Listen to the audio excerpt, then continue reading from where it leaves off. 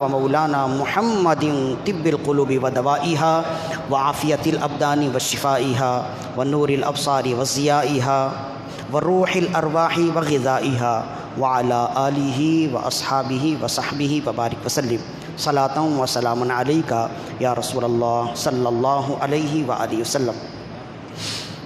خطبے میں قرآن مجید کی جو آیت تلاوت کی گئی ہے سورہ اعلیٰ کی آیت ہے۔ سورہ اعلیٰ قرآن مجید کے 30ویں پارے میں ہے اور بہت ہی مشہور اور معروف سورہ ہے۔ سبح اسم ربک الاعلیٰ، اس کی ابتدا اس سے ہوتی ہے۔ چونکہ اس میں لفظ اعلیٰ موجود ہے اس لیے اس سورہ کا نام سورہ اعلیٰ ہے۔ سورہ اعلیٰ کی آیت نمبر 16، 17، 18 اور 19 آخری آیات ہم نے تلاوت کی ہے۔ اس آیت مقدسہ میں اللہ رب العزت نے ان آیات مقدسہ میں اللہ رب العزت نے قیامت تک تمام لوگوں کو یہ ارشاد فرمایا اور ارشاد فرمایا بل تؤثرون الحیات الدنیا والآخرۃ خیر وابقی، بلکہ تم تو آخرت کے مقابلے میں دنیاوی زندگی کو ترجیح دیتے ہو۔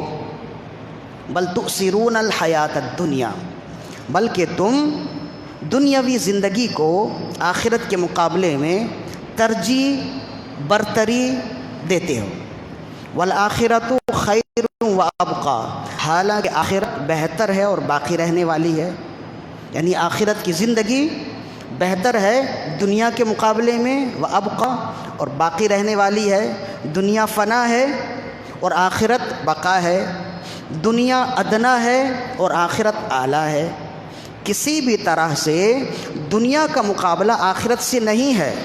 آخرت اعلیٰ اور ابقا، یعنی آخرت افضل بھی ہے اور باقی رہنے والی زندگی بھی ہے، اور دنیا ادنا ہے اور ختم ہونے والی زندگی ہے۔ اس کے باوجود انسان کیا کرتا ہے؟ بل تؤثرون الحیات الدنیا، تم یہ سب جاننے کے باوجود آخرت کے مقابلے میں دنیاوی زندگی کو ترجیح دیتے ہو، برتری دیتے ہو۔ وآخرۃ خیر وابقی، حالانکہ آخرت بہتر ہے اور باقی رہنے والی زندگی ہے۔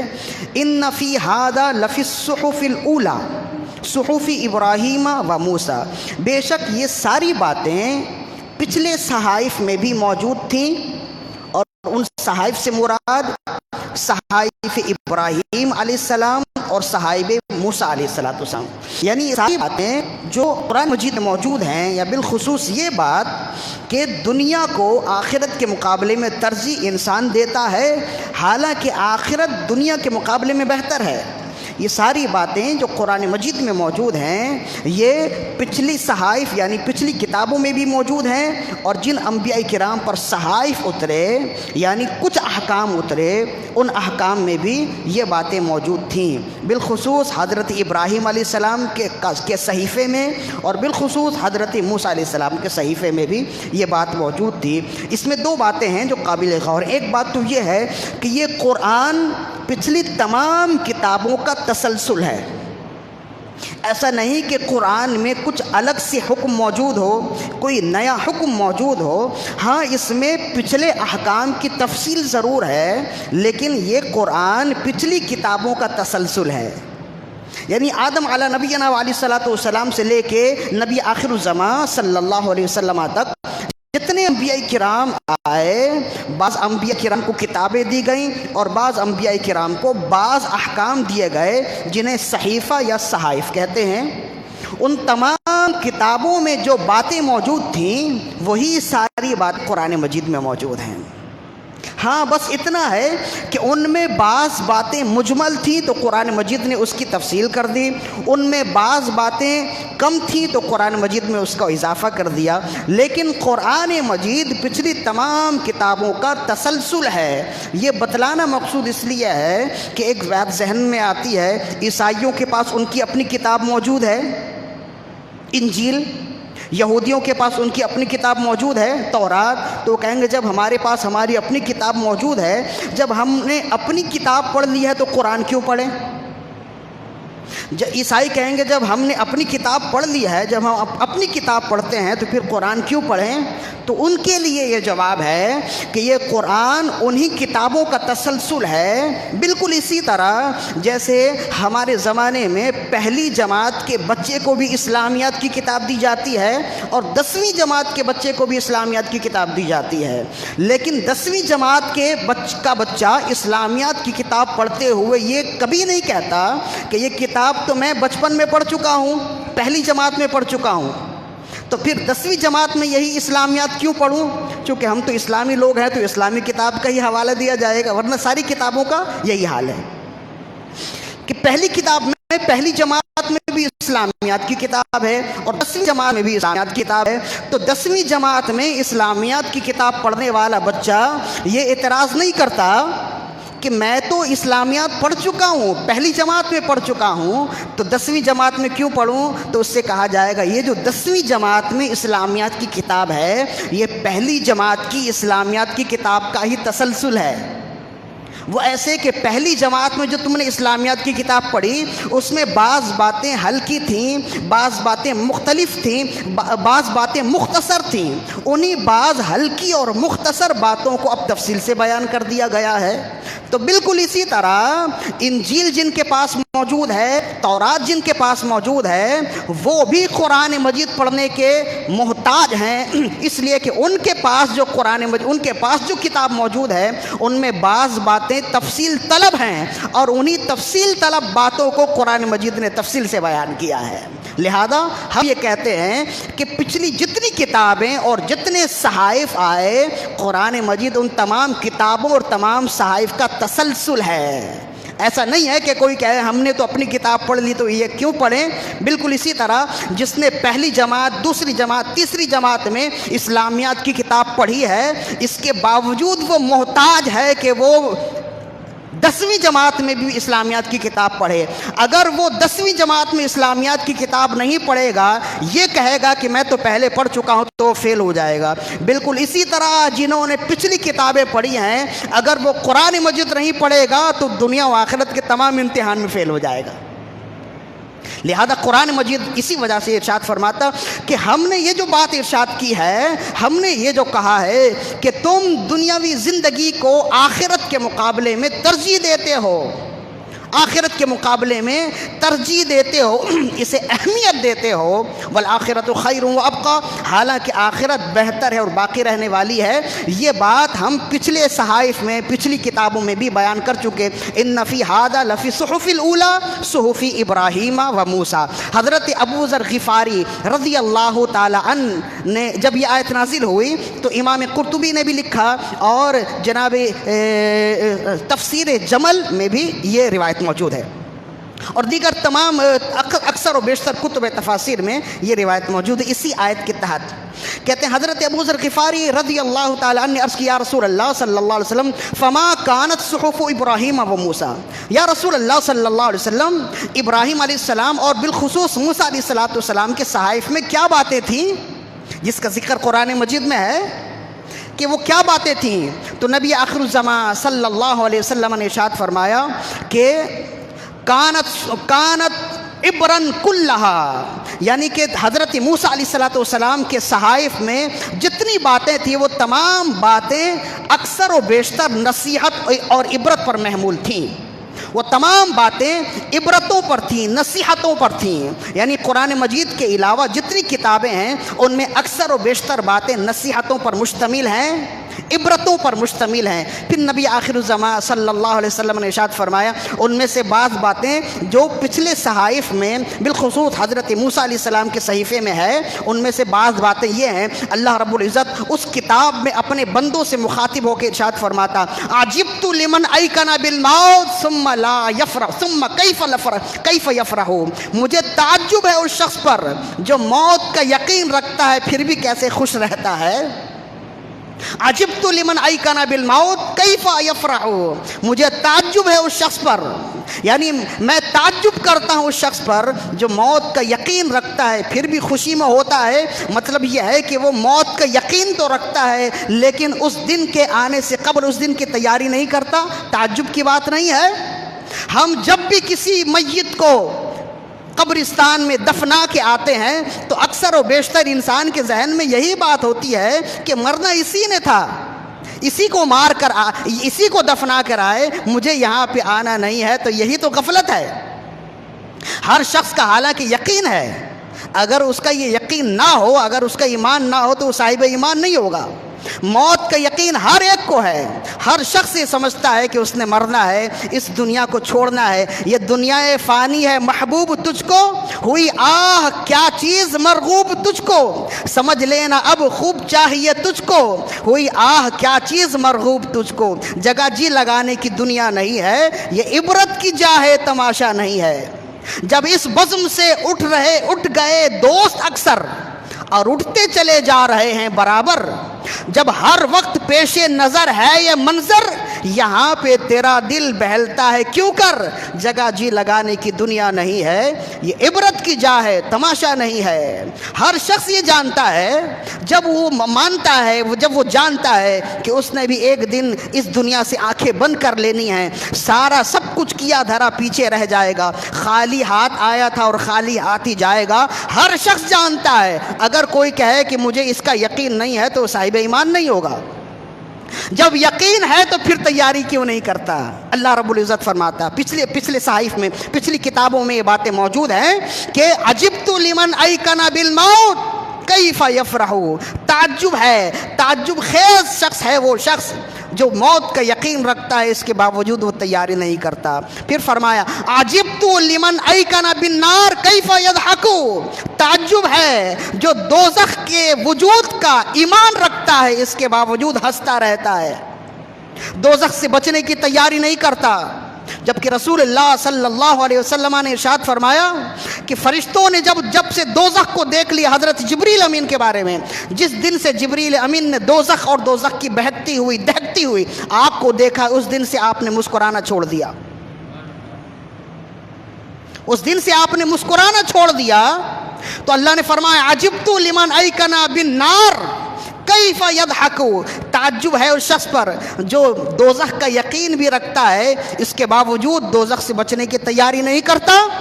یہ پچھلی کتابوں میں، پچھلے صحائف میں یہ باتیں موجود، جسے بیان کر رہے ہیں نبی آخر الزمان صلی اللہ علیہ وسلم، اور روایت کر رہے ابو ذر غفاری رضی اللہ تعالیٰ عنہ۔ پھر رسول اللہ صلی اللہ علیہ وسلم نے ارشاد فرمایا، اللہ فرماتا عجبت لمن رأى الدنيا وتقلبها بأهلها كيف يطمئن بها، تعجب ہے اس شخص پر جو دنیا کو دیکھتا ہے اور دنیا کی انقلاب آفرین چیزوں کو دیکھتا ہے، دنیا کے الٹنے پلٹنے کو دیکھتا ہے، اس کے باوجود وہ مطمئن ہو کر بیٹھا ہے۔ وہ دیکھتا ہے کہ کل ہمارے درمیان میں کوئی تھا، آج نہیں ہے، پہلے کوئی ہمارے درمیان میں تھا، آج نہیں ہے، ہمارے ساتھ کوئی نماز پڑھنے والا تھا، آج اس کی جگہ خالی ہے۔ وہ دیکھتا ہے، وہ دنیا کو دیکھتا ہے، دنیا کی بے وفائی کو دیکھتا ہے، دنیا کے انقلابوں کو دیکھتا ہے کہ کبھی کچھ ہوتا ہے، کبھی کچھ ہوتا ہے، سب کچھ ہونے کے باوجود، دیکھنے کے باوجود، اچانک کی موت دیکھنے کے باوجود، اب تو اچانک کی موت تو ہمارے سامنے آ رہی ہے نا۔ اکثر و بیشتر کل تک ہمارے درمیان میں کوئی موجود، اچانک خبر ملتی ہے کہ جی ان کا انتقال ہو گیا، کیا ہوا جناب، اچانک سے سانس رک گئی اور انتقال ہو گیا۔ ابھی ہماری مسجد کی گلی میں ایک نوجوان بیٹی کا انتقال ہوا، 20 سال کی عمر تھی۔ دعا کیجیے اللہ رب العزت ان کے گھر والوں کو صبر جمیل عطا فرمائے، صبر جمیل پر اجر عظیم نصیب فرمائے، اور اس بیٹی کو آخرت کے تمام مراحل میں کامیابی عطا فرمائے، اسے اس کی موت کو درجہ شہادت عطا فرمائے۔ 20 سال کی عمر تھی، ابھی 1 سال بھی نہیں ہوا شادی کو، اچانک سے بخار آیا اور سانس لینے میں تکلیف ہوئی، اور شفا خانے جانے کا، اسپتال جانے کا موقع بھی نہیں ملا، اچانک ہی اس کی موت واقع ہو گئی۔ تو بہرحال جو بھی اس دنیا سے جاتا ہے، دعا کی، ہم تو دعا ہی کر سکتے ہیں نا کہ اللہ اچانک کی موت سے محفوظ رکھے، حادثاتی موت سے محفوظ رکھے، لیکن یہ یقین کوئی بھی نہیں دلا سکتا کہ تم اس طرح کی موت کا شکار نہیں ہوگے۔ تو اچانک موت کا ہوگا شکار، تو اچانک موت کا ہوگا شکار، اچانک موت آ جاتی ہے۔ اور جس نے ہمارے درمیان میں رہنا تھا، ہم سمجھ رہے تھے کہ اس نے بڑی عمر پانی ہے اور آگے بہت کچھ کرنا ہے، اچانک ہی موت کا شکار ہو جاتا ہے اور وہ دنیا سے چلا جاتا ہے۔ تو اچانک کی موت بھی واقع ہو رہی ہے، یہ سب کچھ دنیا ہمیں دکھاتی ہے، لیکن انسان کے دل میں یہ بات ہوتی ہے کہ یہ مرا ہے، میں نہیں مروں گا، اچانک موت کا یہ شکار ہوا ہے، میں شکار نہیں ہو سکتا، تو یہی تو غفلت ہے۔ اللہ فرماتا کیفا عجبت لمن رأى الدنيا وتقلبها بأهلها کیف یطمئن بها، تعجب ہے اس شخص پر جو دنیا کو دیکھتا ہے اور دنیا کے اتار چڑھاؤ کو دیکھتا ہے، دنیا میں لوگوں کے آنے جانے کو دیکھتا ہے، اس کے باوجود وہ مطمئن ہو کر بیٹھا ہے، اطمینان سے بیٹھا ہے، گویا اس نے مرنا نہیں ہے، گویا اس نے اس دنیا سے جانا نہیں ہے۔ تو یہی تو غفلت ہے۔ جب اسے یقین ہے کہ جیسے وہ گیا میں بھی چلا جاؤں گا، تو پھر اس دن کے آنے سے قبل اس دن کی تیاری کیوں نہیں کرتا؟ موت سے قبل موت کی تیاری کیوں نہیں کرتا؟ نماز سے پہلے نماز کیوں نہیں پڑھتا؟ یعنی نماز جنازہ سے پہلے نمازوں کا اہتمام کیوں نہیں کرتا؟ تو یہی تو غفلت ہے جو اللہ رب العزت ارشاد فرماتا کہ عجبت لمن رأى الدنيا وتقلبها بأهلها كيف يطمئن بها، مجھے تعجب ہے اس شخص پر جو دنیا اور دنیا کے اتار چڑھاؤ کو دیکھتا ہے، دنیا کے تقلبات کو دیکھتا ہے، دنیا کے انقلابات کو دیکھتا ہے، اس کے باوجود وہ مطمئن ہو کر بیٹھا ہے، گویا اس نے دنیا کا اثر اس کی ذات میں آنا ہی نہیں ہے۔ پھر اللہ فرماتا عجبت لمن ایقن بالحساب ثم لا يعلم، مجھے تعجب ہے اس شخص پر جو حساب و کتاب کا یقین رکھتا ہے، اس کے باوجود عمل نہیں کرتا۔ آج ہر شخص سے پوچھئے کہ تمہیں آخرت میں حساب دینا ہے تو کہے گا اللہ کی بارگاہ میں منہ دکھانا ہے، اللہ کی بارگاہ میں حاضر ہونا ہے۔ جب یہ یقین ہے تو پھر اس دن کے آنے سے قبل اس دن کی تیاری کیوں نہیں کرتے؟ اچھے اعمال کیوں نہیں کرتے؟ تو رسول اللہ صلی اللہ علیہ وسلم سے جب حضرت ابو ذر غفاری رضی اللہ عنہ نے عرض کی یا رسول اللہ پچھلی صحائف میں پچھلی کتابوں میں کون سی باتیں تھیں؟ تو رسول اللہ نے فرمایا اس میں نصیحت کی باتیں تھیں، اور انہی نصیحت کی باتوں میں سے چند باتیں جو رسول اللہ صلی اللہ علیہ وسلم نے ارشاد فرمائی، جسے امام قرطبی اور دیگر مفسرین نے ارشاد فرمایا، دیگر مفسرین نے لکھا، وہ میں نے آپ کو بیان کر دیا۔ اس میں ایک ہی بات ہے، اور بات کیا ہے کہ دنیا کے مقابلے میں آخرت کو ترجیح دینے والا انسان عقل مند ہوتا ہے۔ یہ تو قرآن مجید کی آیت ہے نا۔ اچھا یہ بات بھی ہر شخص جانتا ہے کہ جس شخص نے جس چیز کو بنایا وہ شخص اس چیز کے بارے میں دوسرے سے زیادہ جانتا ہے، دوسرے سے زیادہ جانتا ہے، یہ بات ہے نا۔ میں اگر کسی چیز کو بناؤں اس چیز کے اندر کیا خوبی ہے کیا خامی ہے آپ سے زیادہ جاننے والا ہوں۔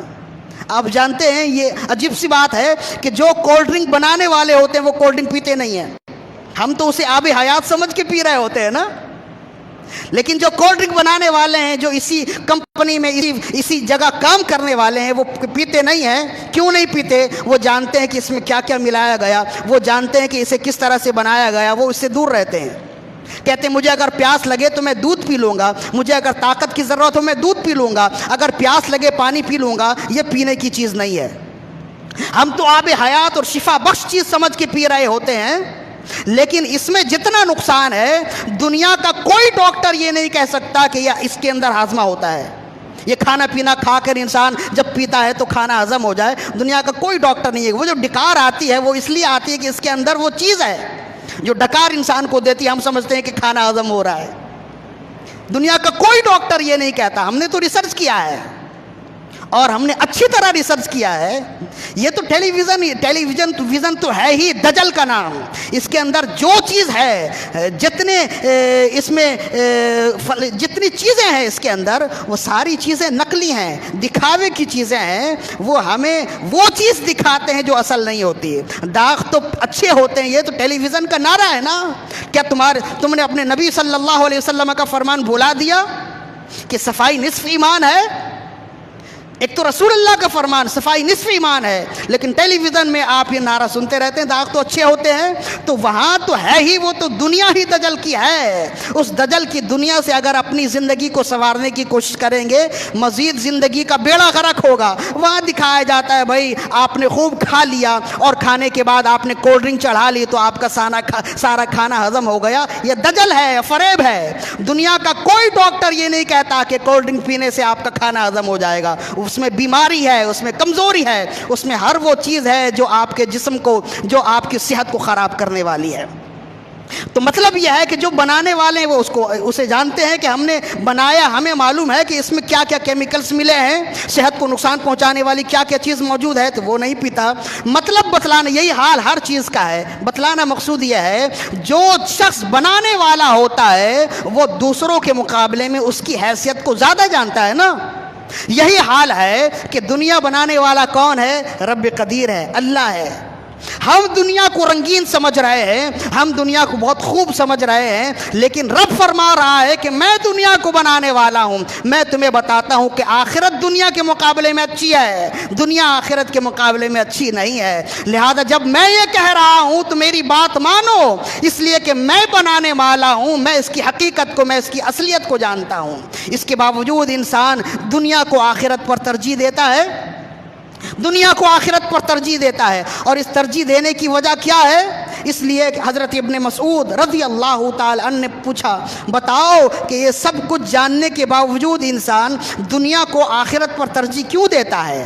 حالانکہ وہ جانتا ہے، قرآن مجید میں بھی ہے کہ تم آخرت کو دنیا پر ترجیح دو۔ مطلب یہ ہے کہ جب دونوں چیزیں ایک ساتھ آ جائیں اور تمہیں کہا جائے دونوں میں سے ایک کو طلب کرو، دونوں میں سے ایک کو اختیار کرو، تو عقل مند انسان وہ ہے کہ جو دنیا کو چھوڑ دے، آخرت کو اختیار کرے، دنیا کی رضا آخرت کی رضا اختیار کرے، دنیا کی رضا کو چھوڑ دے۔ عقل مند انسان وہی ہے۔ لیکن یہ بھی اچھی طرح یاد رکھیے، رسول اللہ نے فرمایا جو آخرت کو اختیار کرے گا اس کی دنیا خراب ہوگی، اور جو دنیا کو اختیار کرے گا اس کی آخرت خراب ہوگی۔ یہ بھی ہے، ایسا نہیں ہے کہ دونوں بیلنس پہ رہے، دونوں متوازن رہے اور ایک جیب میں دنیا رہے ایک جیب میں دین رہے، ایسا نہیں ہوگا۔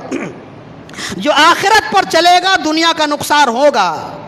من احب دنیا ہو اضر بآخرتہ، حضرت ابو موسیٰ الاشعری رضی اللہ تعالی اس کے راوی ہیں، مسند امام احمد بن حنبل کی حدیث ہے۔ حضرت ابو موسیٰ الاشعری فرماتے ان رسول اللہ صلی اللہ علیہ وسلم قال، نبی صلی اللہ علیہ وسلم نے ارشاد فرمایا، من احب الآخرۃ اضر بدنیاہ ومن احب دنیاہ اضر بآخرتہ۔ پھر آپ نے فرمایا فآثروا ما یبقى علی ما یفنی، لہذا تم باقی رہنے والی آخرت کو دنیا کے مقابلے میں ترجیح دو۔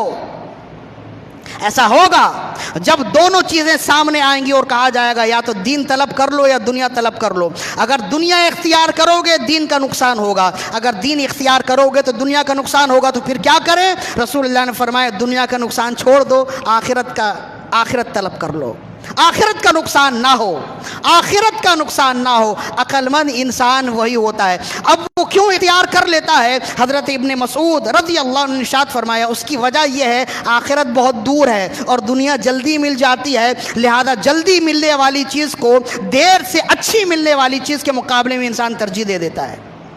حالانکہ جو دیر سے ملنے والی ہے وہ بابرکت ہے، وہ ہمیشہ رہنے والی ہے۔ اس کے باوجود انسان کیا کرتا ہے کہ دیر سے جو ملے گی وہ جانے دو، وہ نہ ملے، ہو سکتا ہے ملے نہ ملے، انسان کے ذہن میں یہ غفلت، یہ باتیں آتی ہیں، لیکن اس کے باوجود اس کے مقابلے میں وہ دنیا کو ترجیح دیتا ہے۔ حالانکہ دنیا ٹھیکری ہے، دنیا مٹی ہے، لیکن بس وہ جلدی مل جاتی ہے، تو جو چیز جلدی مل جائے انسان اس کو ترجیح دے دیتا ہے۔ حضرت ابن مسعود رضی اللہ عنہ نے ارشاد فرمایا، لہذا پہلا پیغام یہ ہے آج کی محفل کا، آج کی مجلس کا، کہ قرآن مجید بھی یہ کہتا ہے اور رسول اللہ صلی اللہ علیہ وسلم نے بھی ارشاد فرمایا کہ دنیا کے مقابلے میں آخرت کو ترجیح دو۔ جب دنیا کا بھی کام آ جائے، آخرت کا بھی کام آ جائے، تو دنیا کا کام بھلے نقصان ہوتا اسے چھوڑ کر آخرت کا کام کرنا چاہیے۔ بولیے ایسا ہی ہے؟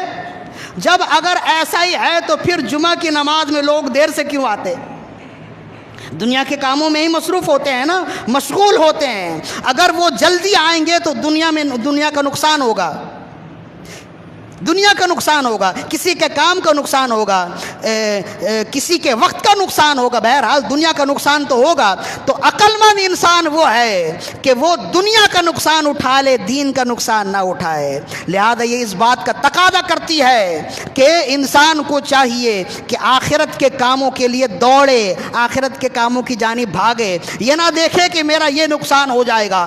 آخرت کا کام ہو جائے، اگر دنیا کا نقصان بھی ہو جائے تو کچھ نہیں ہے۔ حالانکہ اس کے باوجود ہم جانتے ہیں کہ آخرت کا کام کرنے والا بظاہر دنیا کا نقصان اٹھاتا ہے، لیکن کہیں نہ کہیں سے اس کا بھی حل نکل جاتا ہے، وہ فائدے میں ہی رہتا ہے۔ تو پہلا پیغام یہ ہے اس آیت کریمہ کا، جس کو اللہ رب العزت نے ارشاد فرمایا بل تؤثرون الحیات الدنیا، بلکہ تم تو دنیاوی زندگی کو ترجیح دیتے ہو، والآخرۃ خیر وابقیٰ، حالانکہ آخرت بہتر ہے اور باقی رہنے والی زندگی ہے۔ ان فی ھذا لفی الصحف الاولیٰ صحف ابراہیم و موسیٰ، بے شک یہ ساری باتیں پچھلے صحائف میں بھی موجود، پچھلی صحائف میں بھی موجود، پچھلی کتابوں میں بھی موجود، اور بالخصوص حضرت ابراہیم علیہ السلام اور حضرت موسیٰ علیہ السلام کے صحائف اور ان کی کتابوں میں بھی موجود ہے۔ ایک بات۔ دوسری بات، یہ تو گفتگو اس وقت ہے جب ہم اس آیت کریمہ کو بیان کرتے ہوئے کسی حاشیے کو، کسی تفسیر کو ہاتھ نہ لگائیں تو سیدھی بات یہ ظاہر ہوتی ہے۔ دوسری بات یہ ہے، اس کے شان نزول میں لکھا، امام قرطبی نے بھی لکھا اور صاحب روح البیان نے اسماعیل حقی رحمۃ اللہ تعالی علیہ نے بھی لکھا، اور امام عبد الرحمن صفوری رحمۃ اللہ علیہ نے بھی لکھا ہے، اور امام ماوردی نے بھی لکھا ہے تفسیر ماوردی میں۔ فرماتے ہیں کہ یہ آیت کریمہ نازل ہوئی ہے حضرت سیدنا عثمان غنی رضی اللہ تعالیٰ عنہ کی شان میں۔ اب اس آیت کا دوسرا رخ بیان ہو رہا ہے، پہلا رخ تو ہم نے سن لیا، اب یہ دوسرا رخ ہے۔ اور بات کیا تھی؟ امام قرطبی نے بھی لکھا، صاحب روح البیان نے بھی لکھا، امام ماوردی نے بھی لکھا، اور امام عبد الرحمن صفوری رحمۃ اللہ علیہ نے بھی لکھا ہے کہ ایک صحابی رسول ہیں، بڑے جلیل القدر صحابی رسول ہیں، حضرت ابو دجانہ رضی اللہ تعالیٰ عنہ، بہت بڑا نام اور بہت بڑا مقام و مرتبہ ہے۔ جنگ یمامہ میں بڑا کارنامہ، بہت یوں سمجھ لیجئے کہ فقید المثال کارنامہ انجام دینے والے تھے ابو دجانہ رضی اللہ تعالیٰ، بہت بڑا مقام و مرتبہ ہے۔ کبھی جنگ یمامہ پر گفتگو ہوگی تو ان کا ذکر لازمی آئے گا، انشاءاللہ وہ کریں گے ہم۔ تو حضرت ابو دجانہ رضی اللہ تعالیٰ عنہ کا معاملہ یہ تھا کہ وہ رسول اللہ صلی اللہ علیہ وسلم کے ساتھ آپ کے پیچھے نماز پڑھتے اور دعا مانگنے سے پہلے اٹھ کے جلدی سے چلے جاتے۔ جیسے ہمارے یہاں بھی بعض لوگ ہوتے ہیں نا، انہیں بڑی جلدی لگی ہوتی ہے، نماز میں جماعت میں شامل ہوں گے، شامل ہونے کے بعد وہ انہیں دعا مانگنے کے لیے وقت نہیں ہے ان کے پاس، وہ جلدی سے اٹھیں گے، اپنے اپنے کاموں میں چلے جائیں گے۔ اگر شرعی مجبوری ہے تو بہرحال وہ شرعی مجبوری اللہ جانتا ہے، ورنہ یہ اچھے کاموں میں سے نہیں ہے، اس پر گفتگو آگے کریں گے۔ اور یہ محفل کے ادب کے بھی خلاف ہے۔ تمام لوگ صفیں باندھے بیٹھے ہیں ذکر و اذکار میں، اور آپ سب کی گردنوں کو پھلانگتے ہوئے باہر نکل جائیں تو یہ ایک محفل کے ادب و آداب بھی تو ہوتے ہیں نا، ایک اخلاقیات بھی تو کوئی چیز ہے۔ تو بہرحال ان کا کام، ان کا معاملہ یہی تھا ابو دجانہ۔ بہرحال وہ جو کرتے تھے تو ان کی یہ شرعی مجبوری تھی جو آگے آ رہی ہے۔ تو فجر، بالخصوص فجر کی نماز میں کہتے ہیں کہ وہ باجماعت شامل ہوتے اور رسول اللہ صلی اللہ علیہ وسلم کے پیچھے نماز پڑھتے۔ جب دعا کی باری آتی تو دعا سے پہلے ہی جلدی سے اٹھ کے اپنے گھر چلے جاتے۔ تو ایک مرتبہ رسول اللہ صلی اللہ علیہ وسلم نے ان سے پوچھا کہ بھائی ایسا کیوں ہے کہ باجماعت نماز پڑھنے کے بعد آپ تمام لوگوں کے ساتھ دعاؤں میں شریک نہیں ہوتے، آپ اٹھ کر چلے جاتے؟ یا تو وہ انفرادی دعا کر لیتے اور جلدی سے چلے جاتے، یا ایسے ہی چلے جاتے۔ بہرحال ایسے ہی جانا بھی گناہ نہیں ہے، ایسے ہی جانا بھی گناہ نہیں ہے۔ نماز، جماعت سے نماز پڑھنے کے بعد دعا کرنا، باجماعت دعا کرنا نہ یہ فرض ہے، نہ واجب ہے، نہ سنت ہے، نہ مستحب ہے، جا سکتا ہے شخص، لیکن باجماعت دعا میں جو برکت ہے اس برکت سے محرومی ضرور ہے، اس برکت سے محرومی تو ضرور ہے۔ انفرادی دعا اور اجتماعی دعا میں جو برکت ہے وہ تو ہر کوئی جانتا ہے نا۔ اسی وجہ سے رسول اللہ صلی اللہ علیہ وسلم نے ان سے پوچھا کہ باجماعت آپ نماز پڑھتے اور اس کے بعد آپ گھر چلے جاتے، دعا میں شامل نہیں ہوتے، اس کی کیا وجہ ہے؟ تو عرض کرنے لگے یا رسول اللہ صلی اللہ علیہ وسلم، میرے گھر کے پڑوس میں ایک شخص ہے اور اس شخص کے گھر کے آنگن میں کھجور کا درخت لگا ہے، رات ٹھنڈی ٹھنڈی ہوا چلتی ہے، تیز ہوا چلتی ہے، تو کچھ کھجور، کچے پکے کھجور ان کے گھر سے ہو کر میرے گھر کے آنگن میں گر جاتے ہیں، میرے گھر کے آنگن میں گر جاتے۔ میں فجر کی نماز پڑھ کے بچوں کے اٹھنے سے پہلے میں چلا جاتا اور جا کر وہ سارے کھجور بٹور کے، وہ سارے کھجور ایک جگہ جمع کر کے ان کے گھر میں دے آتا ہوں کہ کہیں ایسا نہ ہو کہ دوسروں کا کھجور جو ناجائز ہے وہ میرے بچے کھا لیں۔ بغیر ان کی اجازت کے میرے بچے کھا لیں. تو میں اس وجہ سے نماز پڑھنے کے بعد دعا کیے بغیر، دعا میں شامل ہوئے بغیر جلدی سے چلا جاتا ہوں، تاکہ میرے بچوں کے اٹھنے سے پہلے وہ تمام کھجوریں میں جمع کر لوں، بٹور لوں، اور بٹورنے کے بعد، جمع کرنے کے بعد ان کے گھر پہنچا دوں کہ بھائی آپ کے آنگن میں جو کھجور کا درخت لگا ہے اس میں سے یہ کھجور گرے ہیں، میرے لیے تو یہ جائز نہیں، نہ میرے بچوں کے لیے جائز ہیں، یہ آپ کے ہیں، لہذا آپ اسے لے لیں. لہذا وہ آپ انہیں ان کے گھر میں دے آتے. عرض کرنے لگے یا رسول اللہ صلی اللہ علیہ وسلم، میری یہ ڈیوٹی ہے، میرا یہ کام ہے کہ جب بھی پھل پک جائیں تو میں یہی عمل کرتا ہوں. بہرحال اس میں دشواری تو عرض کرنے لگے یا رسول اللہ صلی اللہ علیہ وسلم، آپ یا تو اس سے کہہ دیجئے کہ جتنے کھجور میرے آنگن میں گر جائیں وہ میرے لیے اجازت دے دے، میرے لیے، میرے بچوں کے لیے اجازت دے دے تو میں اس مشقت سے بچ جاؤں گا، یا وہ پورا کھجور کا درخت مجھے بیچ دے، بھلے لگا رہے اس کے آنگن میں، مجھے بیچ دے، میں خرید لیتا ہوں تاکہ میرے بچے جو کھائیں وہ حلال کھائیں، مشکوک غذا نہ کھائیں، مشکوک لقمہ نہ کھائیں. تو رسول اللہ صلی اللہ علیہ وسلم نے پھر انہیں بلایا. وہ شخص ایک روایت کے مطابق تو یہودی تھا، لیکن قرین قیاس یہ ہے کہ وہ منافق تھا، لیکن اپنے نفاق کو چھپایا کرتا تھا. اسے حاضر خدمت کیا گیا.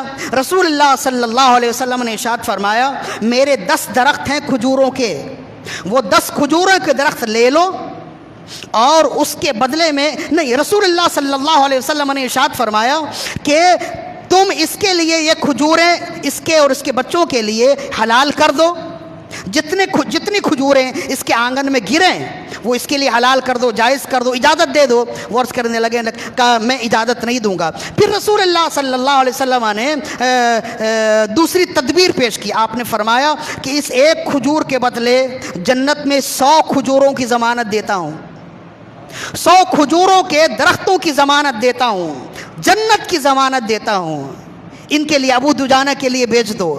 تو وہ عرض کرنے لگا جنت اور جنت کی کھجوریں کون دیکھنے والا، کب ملیں گی، یہ سودا میرے لیے نہیں ہے، میں یہ سودا قبول نہیں کر سکتا، میں یہ سودا قبول نہیں کر سکتا. کیوں؟ اس لیے کہ دنیا تو جلدی مل جاتی ہے نا، آخرت میں تو تاخیر ہے، اس لیے انسان آخرت کا سودا بھول جاتا ہے، یا آخرت کے معاملات میں جب سودے کی بات آتی ہے تو روح گردانی کرتا ہے. تو اس نے بھی ایسا ہی کیا.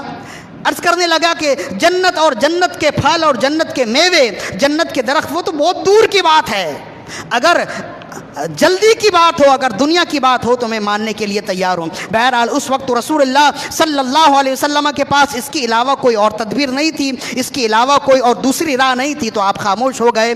بات چلی اور حضرت عثمان غنی رضی اللہ تعالیٰ تک پہنچی کہ اس شخص کے آنگن میں ایک باغ ہے، اور رسول اللہ نے جنت کے بدلے میں اس شخص کے آنگن میں ایک درخت ہے، اور رسول اللہ نے جنت کے بدلے یہ درخت خریدنا چاہا لیکن اس نے انکار کیا. حضرت عثمان غنی ذو النورین رضی اللہ تعالیٰ عنہ اس کے گھر پہنچ گئے، اور پہنچنے کے بعد آپ نے فرمایا تم نے رسول اللہ صلی اللہ علیہ وسلم کی بتائی ہوئی تدبیر کو کیوں ٹھکرا دیا؟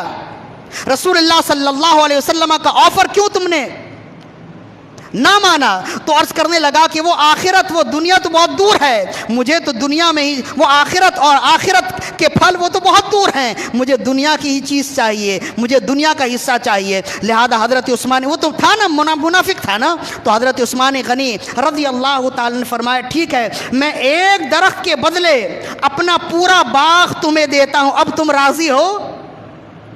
ایک درخت کے بدلے پورا باغ، کھجوروں سے لدا ہوا باغ دیتا ہوں، تو اب تم راضی ہو؟ عرض کرنے لگا کہ میں اس سودے پر کیوں کر راضی نہ ہوں گا، بے شک یہ تو بڑے فائدے کا سودا ہے. تو حضرت عثمان غنی رضی اللہ تعالیٰ نے اس سے لکھوا لیا کہ عثمان غنی اس کا ایک کھجور کا درخت خریدتا ہے، اس کے بدلے کہ میں نے ایک کھجوروں کا پورا باغ اس کے لیے دے دیا ہے. اب وہ دستاویز لے کے نبی آخر الزمان صلی اللہ علیہ وسلم کی خدمت میں حاضر ہوئے. عرض کرنے لگے یا رسول اللہ صلی اللہ علیہ وسلم، ایک درخت آپ نے جنت کے بدلے خریدنا چاہا، اس نے انکار کیا تھا، کیا یہ سودا اسی کے لیے ہے یا میرے لیے بھی ہے؟ رسول اللہ نے فرمایا جو خریدے گا اس کے لیے ہے. عرض کی یا رسول اللہ ایک پورے باغ کے بدلے ایک درخت خرید لیا ہے میں نے، یا رسول اللہ کیا یہ سودا میرے لیے بھی ہے؟ رسول اللہ نے فرمایا اللہ نے تمہارے لیے جنت کا سودا کر دیا ہے.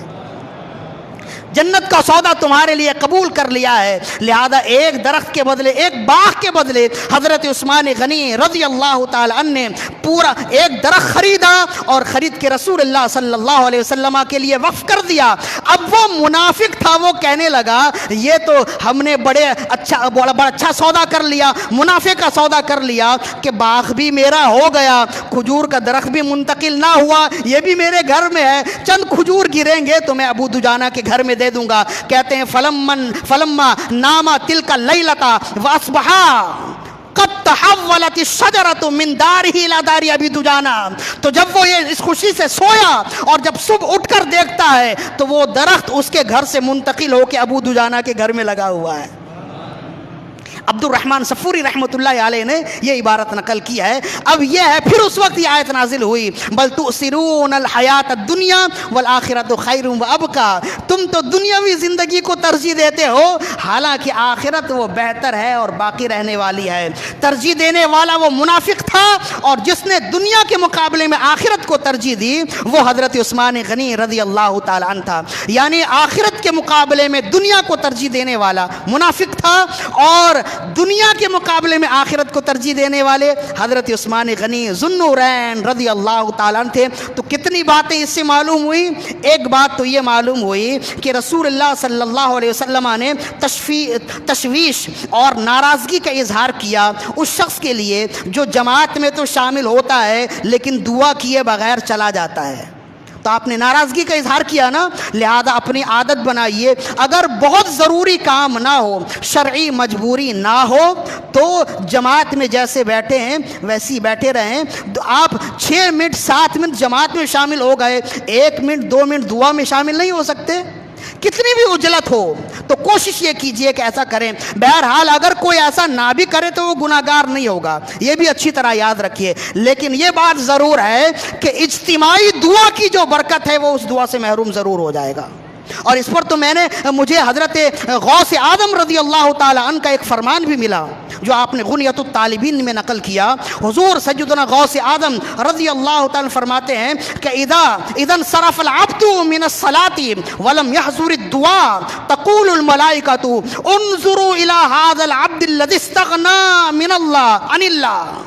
حضرت غوث اعظم رضی اللہ تعالی فرماتے ہیں کہ جب کوئی شخص جماعت میں شامل ہوتا ہے اور ہونے کے بعد دعا کیے بغیر چلا جاتا ہے تو فرشتے کہہ رہے ہوتے ہیں کہ دیکھو اس شخص کو کہ یہ اللہ کی عطاؤں سے مستغنی سمجھتا ہے، اللہ سے اپنے آپ کو مستغنی سمجھتا ہے، بے پرواہ سمجھتا ہے، حالانکہ اللہ کی عطاؤں سے کوئی مستغنی نہیں ہے۔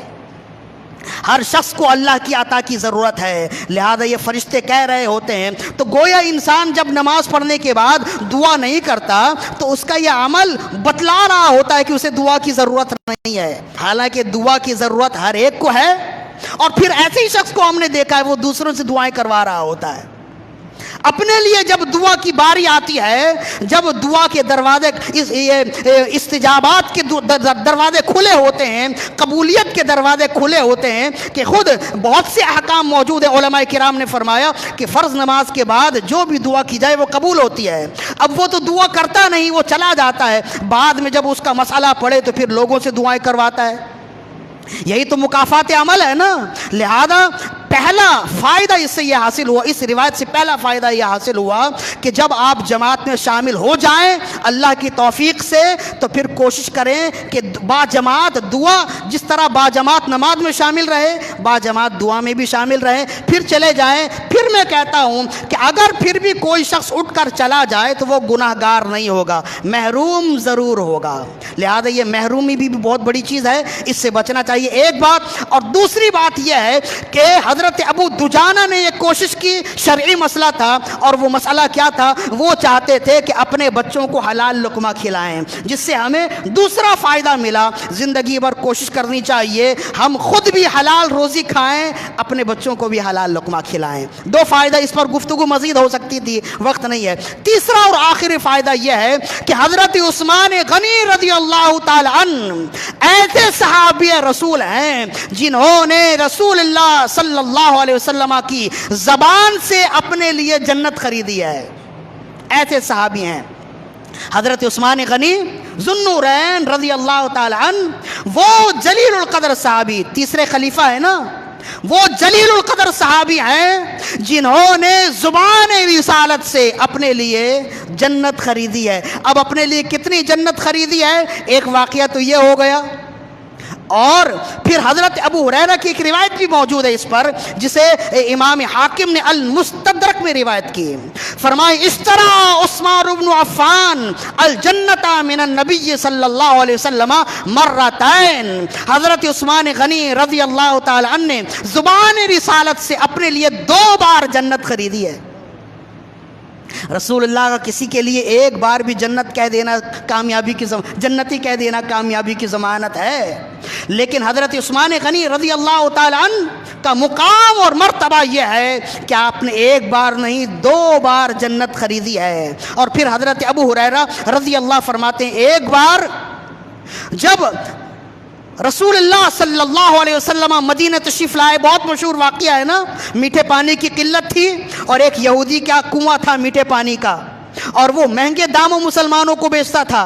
مسلمان عرض کرنے لگے یا رسول اللہ ہمارے پاس اتنی رقم نہیں، اتنے پیسے نہیں، اور اگر میٹھا پانی ہم نہ پئیں، میٹھا پانی نہ لیں تو اس کے علاوہ کوئی دوسرا کنواں نہیں ہے۔ تو رسول اللہ صلی اللہ علیہ وسلم نے اس وقت ارشاد فرمایا کون ہے جو جنت کے کنویں کے مقابلے میں اس کنویں کو خرید کر مسلمانوں کے لیے وقف کر دے؟ تو اس وقت حضرت عثمان غنی حاضر خدمت ہوئے، عرض کرنے لگے یا رسول اللہ صلی اللہ علیہ وسلم میں خریدتا ہوں، خطیر رقم میں یہودی سے میٹھے پانی کا کنواں خریدا اور اسے وقف کر دیا، آج بھی وہ کنواں موجود ہے، آج بھی میں نے زیارت کیا بحمدللہ، آج بھی وہ کنواں موجود ہے۔ اسے بیر عثمان بھی کہتے، بیر روما بھی کہتے ہیں، کہ جس کا کنواں تھا نا جس یہودی کا، اس کا نام روما تھا، تو بیر روما بھی کہتے ہیں، اور اب بعد میں بیر عثمان بھی کہتے ہیں۔ اور چونکہ اس کنویں کے خریدنے کے بدلے میں رسول اللہ نے جنت کی بشارت دی تھی، اس وجہ سے اب اسے بیر جنت بھی کہتے ہیں،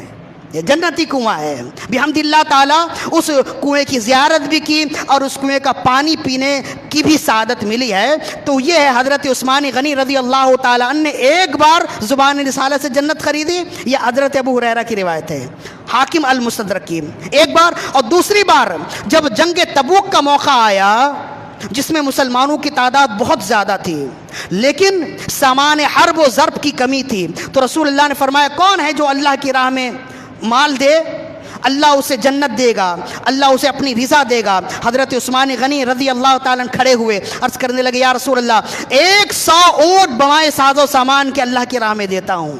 رسول اللہ بہت راضی ہوئے، بہت خوش ہوئے، لیکن ابھی مزید سامان کی ضرورت تھی۔ آپ نے پھر فرمایا، امام ترمذی نے بھی لکھا، نسائی نے بھی لکھا، امام دارقطنی نے بھی لکھا ہے، میں مشکات المصابیح سے پڑھ رہا ہوں۔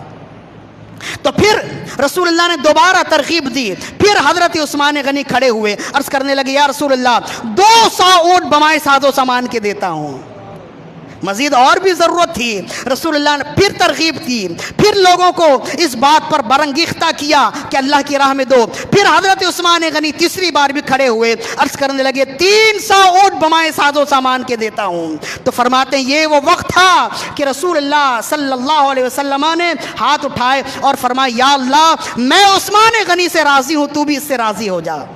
ما در عثمان ما عمل بعد هذا اليوم، آج کے دن کے عمل کے مقابلے میں اب قیامت تک عثمان غنی کا کوئی عمل انہیں نقصان نہیں دے گا۔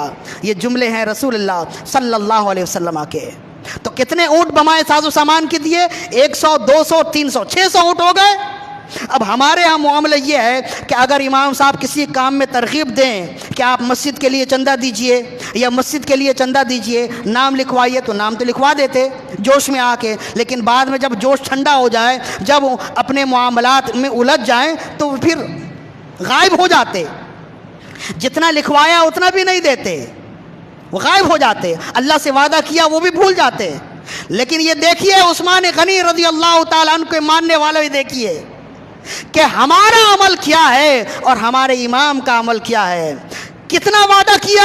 100 اونٹ بمائے ساز و سامان کے، 200 اونٹ بمائے ساز و سامان کے، 300 اونٹ بمائے ساز و سامان کے، کل کتنے ہوئے؟ 600 اونٹ بمائے ساز و سامان کے ہوئے۔ یہ تو محفل میں وعدہ کیا اور جب لے کر آئے تو 900 اونٹ بمائے ساز و سامان کے لے کر آئے۔ یہ ہے اللہ کی رضا چاہنے کا، یہ ہے کہ اللہ انہیں چاہتا ہے جو اللہ رب العزت کی رضا کو چاہنے والے ہوتے ہیں، اللہ رب العزت ان کو چاہتا ہے۔ لہذا اپنی سخاوت، اسی وجہ سے تو ہم کہتے ہیں کہ حضرت عثمان غنی سخیوں کے امام ہیں، سید الاسخیاء ہیں، اس لیے کہ جتنا وعدہ کیا پورا کرنے کی باری آئی تو اتنا ہی نہیں، اس سے زیادہ پورا کیا۔ یہ ہمیں بتاتا ہے کہ تم بھی جب وعدہ کرو تو اگر 500 کا وعدہ کرو، دینے کی باری آئے تو 1000 دو۔ یہی ترغیب ہے حضرت عثمان غنی رضی اللہ تعالیٰ، نہ کہ تم نے جو وعدہ کیا اس وعدے سے بھی پھر جاؤ۔ تو یہ حضرت عثمان غنی رضی اللہ تعالیٰ نے دوسری بار جنت خریدی۔ تو حضرت ابو ہریرہ رضی اللہ تعالی عنہ فرماتے ہیں کہ حضرت عثمان غنی نے 2 بار جنت خریدی، 2 بار تو آپ کا فرمان ہو گیا اور 1 بار جو ہم نے شان نزول بیان کیا۔ لہذا آج کی تقریر میں ہی ہم سمجھ گئے کہ حضرت عثمان غنی رضی اللہ تعالی عنہ نے 2 بار نہیں بلکہ زبان رسالت سے 3 بار جنت خریدی ہے۔ 2 بار کی نشانی تو حضرت ابو ہریرہ نے کی ہے، اور یہ بھی اچھی طرح یاد رکھیے کہ یہ یوں سمجھ لیجئے کہ قاعدہ ہے کہ اکثر و بیشتر احادیث میں جو تعداد بتائی جاتی ہے وہ حصر کے لیے نہیں ہوتی، اس میں اضافہ ہو سکتا ہے۔ لہذا حضرت عثمان غنی نے جو 2 بار کی تعداد بتائی ہے، یہ ایسا نہیں ہے کہ اس میں اضافہ نہیں ہو سکتا، اس میں بھی اضافہ ہو سکتا ہے۔ اکثر و بیشتر احادیث میں جو تعداد بتائی جاتی ہے اس کی وجہ یہ ہوتی ہے کہ اس وقت راوی کے ذہن میں وہی تعداد ہوتی ہے تو وہ بتا دیتے، یا اگر رسول اللہ کا فرمان ہے تو وہ جو تعداد بتاتے ہیں اس کی وجہ یہ ہوتی ہے کہ اس تعداد کی اہمیت ہوتی ہے، یا خاص کر تعداد وہی ہوتی ہے۔ بالکل یوں سمجھ لیجئے کہ عام طور پر بہت مشہور حدیث ہے کہ منافق کی 3 نشانی ہے: اذا حدث کذب، واذا اؤتمن خان، واذا وعد غدر۔ منافق کی 3 نشانی: جب بات کرے تو جھوٹ بولے، جب امانت رکھی جائے تو خیانت کرے، جب وعدہ کرے تو خلاف کرے۔ تو کیا منافق کی یہی 3 نشانی ہے؟ اس کے علاوہ کی نشانی نہیں ہے؟ دیکھیں پڑھیں ملا علی قاری کو اور محدثین کو جنہوں نے اس حدیث کی شرح کی ہے، فرماتے ہیں کہ یہ 3 نشانی حصر کے لیے نہیں، اس سے زیادہ بھی نشانی ہو سکتی ہے۔ اور خود بخاری شریف میں موجود ہے کہ دوسری روایت میں ہے کہ منافق کی 4 نشانی ہے۔ ایک نشانی، 3 نشانی تو یہی ہو گئی، اور چوتھی نشانی وَإِذَا خَاصَمَ فَجَرَ، جب وہ جھگڑا کرے تو گالی دے۔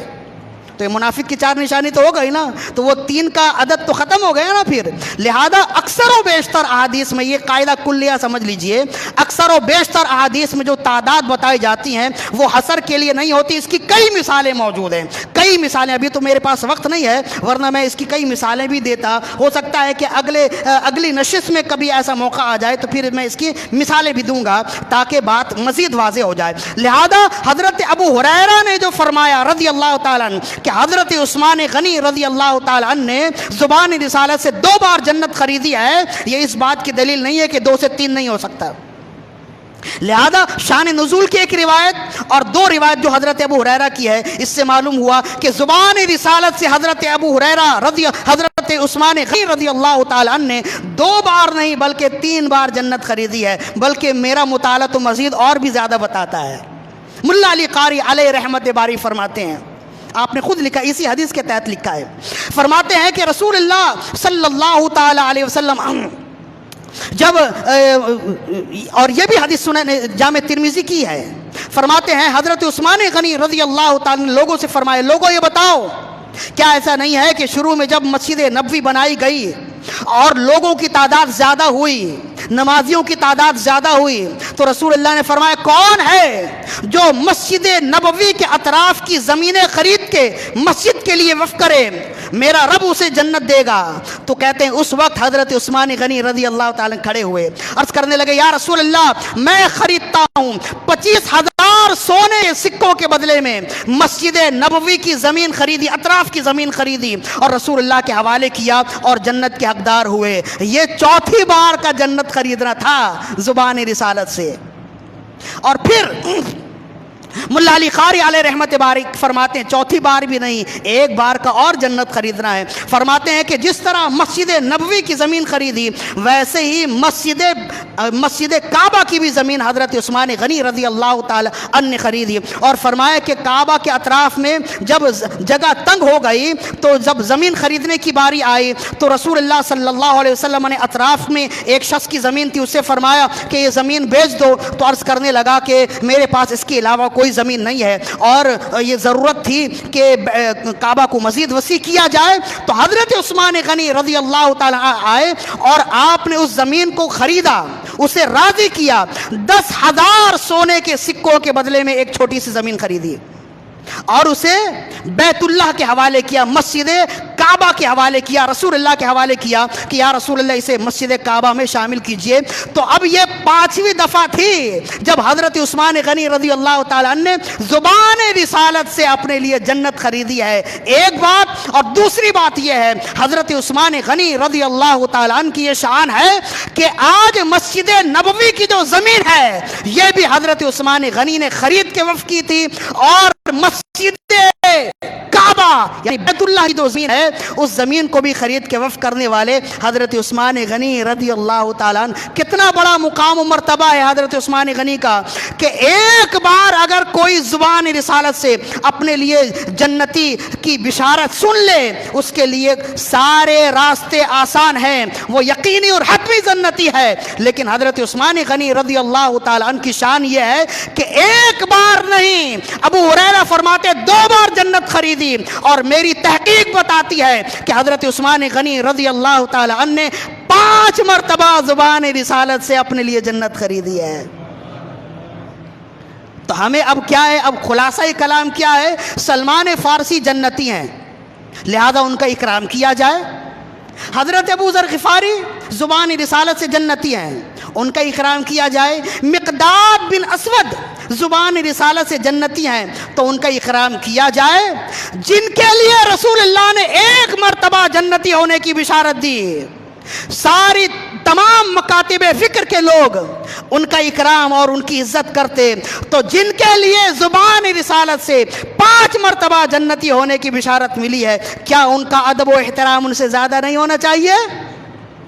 اسی وجہ سے اہل سنت و جماعت عثمان غنی رضی اللہ تعالی عنہ کی عزت اور آپ کا اکرام بھی کرتے، اور آپ کے نقش قدم پر چلنے کی کوشش بھی کرتے، اور آپ کا تذکرہ بالخیر بھی کرتے ہیں۔ اللہ تعالیٰ سے دعا ہے کہ رب ذوالجلال عثمان غنی رضی اللہ تعالیٰ عنہ کا فیضان ہم تمام کے قلوب پر وارد فرمائے، اور آپ کی سخاوتوں میں سے ہمیں بھی حصہ و خیرات عطا فرمائے۔ وما علینا الا البلاغ المبین۔